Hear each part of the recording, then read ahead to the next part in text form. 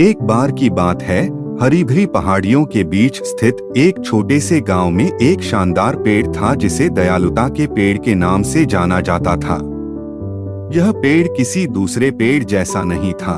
उसकी शाखाएं स्वागत करने वाली भुजाओं की तरह फैली हुई थीं और उसकी पत्तियां सुनहरी चमक से चमक रही थीं।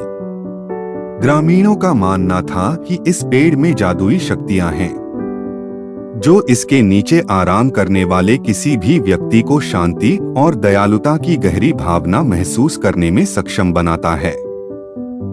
गांव एक शांतिपूर्ण स्थान था, लेकिन किसी भी समुदाय की तरह। एक दिन गांव में भयंकर सूखा पड़ा, जिससे फसलें सूख गईं और नदियां सूख गईं। जैसे जैसे दिन बीतते गए और पानी की कमी बढ़ती गई, ग्रामीणों का गुस्सा भड़कने लगा। पड़ोसी बचे हुए पानी को लेकर बहस करते हैं और पुराने झगड़े फिर से उभर आते हैं। इस बढ़ते तनाव के बीच माया नाम की एक युवती रहती थी। माया अपने कोमल हृदय और दयालु स्वभाव के लिए जानी जाती थी। विवाद बढ़ता देख उन्होंने एक्शन लेने का फैसला किया। उसे वह कहानी याद आई जो उसकी दादी ने उसे काइंडनेस ट्री के बारे में सुनाई थी और उसका मानना था कि यह उसके अशांत गांव में शांति लाने में मदद कर सकता है। माया गांव वालों का अभिवादन करती है और उनसे बात करती है। हम सभी इस बीमारी से पीड़ित हैं, लेकिन आपस में लड़ने से हमें कोई फायदा नहीं होगा। आइए हम दया के पेड़ के नीचे इकट्ठा हों और इसके ज्ञान की तलाश करें। संदेहास्पद लेकिन ग्रामीण मारिया इससे सहमत है। वे माया के पीछे पीछे पेड़ तक गए और उसकी छाया में बैठ गए।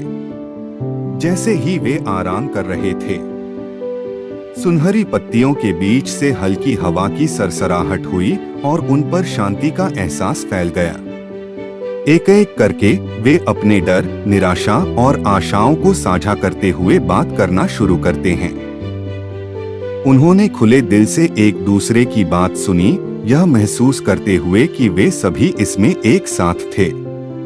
एक बूढ़ा आदमी जो विशेष रूप से कड़वा और जिद्दी था, खड़ा हुआ और बोला, मैं स्वार्थी हूँ, अपने लिए पानी जमा करता हूँ जबकि मेरे पड़ोसियों को परेशानी होती है। मुझे खेद है। उनके कबूलनामे ने दूसरों को अपने कार्यों पर विचार करने और माफी मांगने के लिए प्रेरित किया। मेल मिलाप की भावना से प्रेरित होकर ग्रामीण अपने संसाधनों को साझा करके सूखे से उबरने के लिए मिलकर काम करने की योजना बनाते हैं। उन्होंने एक नया कुआं खोदा, पानी को समान रूप से बांटा और एक दूसरे को उनकी मुरझाई हुई फसलों की देखभाल में मदद की। समय के साथ उनके संयुक्त प्रयास रंग लाए और गांव एक बार फिर समृद्ध होने लगा। दयालुता के वृक्ष ने अपना जादू चलाया, किसी अलौकिक शक्ति के माध्यम से नहीं। ग्रामीणों को करुणा और सहयोग की शक्ति की याद दिलाकर उन्होंने सीखा कि दयालुता और समझदारी दिखाकर वे किसी भी कठिनाई को दूर कर सकते हैं। उस दिन से दया का पेड़ गांव में एकता और करुणा का प्रतीक बन गया। जब भी कोई विवाद उठता था, तो ग्रामीण उसकी शाखाओं के नीचे इकट्ठा हो जाते थे, यह जानते हुए कि दयालुता ही किसी भी विवाद को सुलझाने की कुंजी है।